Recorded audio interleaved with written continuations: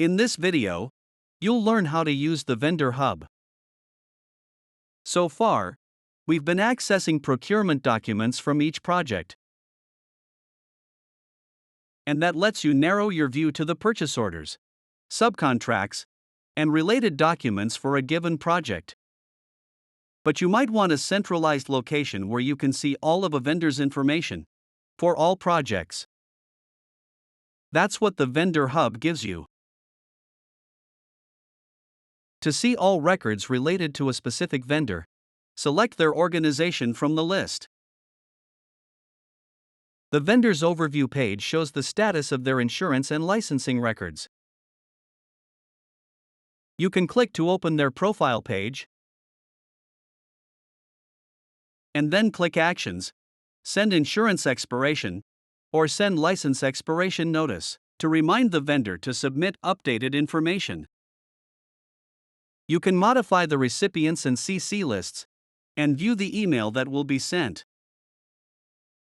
Click Send Email. The vendor will be able to open TeamLink Portal from the email and submit insurance or license information directly from there. Back in the Vendor Hub, you'll see a summary of procurement documents, purchase orders and bills, subcontracts, sub-change orders, and sub-invoices.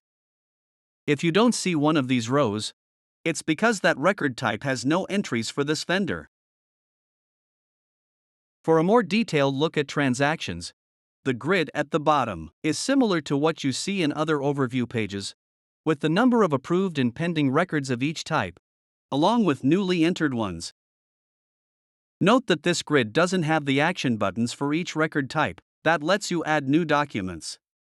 You'll need to go to individual projects to do that. Click the X in the selection list to close the vendor. The links take you to various views into your data. The PO financial information shows the list of vendors with whom you have purchase orders, the number of bills issued, and approved totals. If you've set up integration with an accounting system, any payments made to the vendor are reflected in the Bill Payment Made column. The subcontract financial information page is similar, and it includes information about original subcontracts and sub-change orders, taxes, retainage, and any payment information if you've set up integration with an accounting system.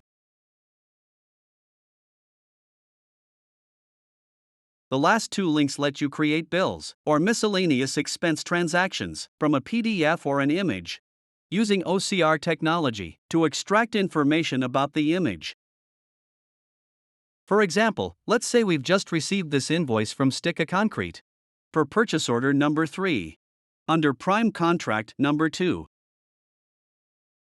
We'll upload it and let the system create the bill using OCR technology. Select a PDF or image file and click Upload Files.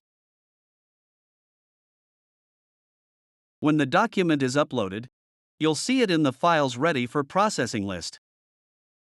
Click the Action button and then click Convert. This takes you to the Add Bill wizard. The message indicates that the system identified the project and purchase order on the bill, so it fills that information in for you and takes you to the next step, where you can review and modify the information. From here, you can click View Document to see the file you just uploaded, with colored boxes indicating the fields that the OCR identified. For example, it matched the invoice number, purchase order, subtotal, and many other fields.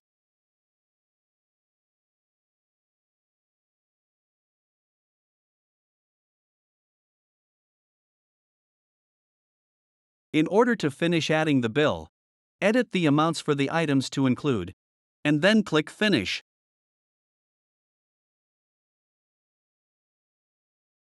The bill opens in the Vendor Hub. In this video, you learned how to work in the Vendor Hub.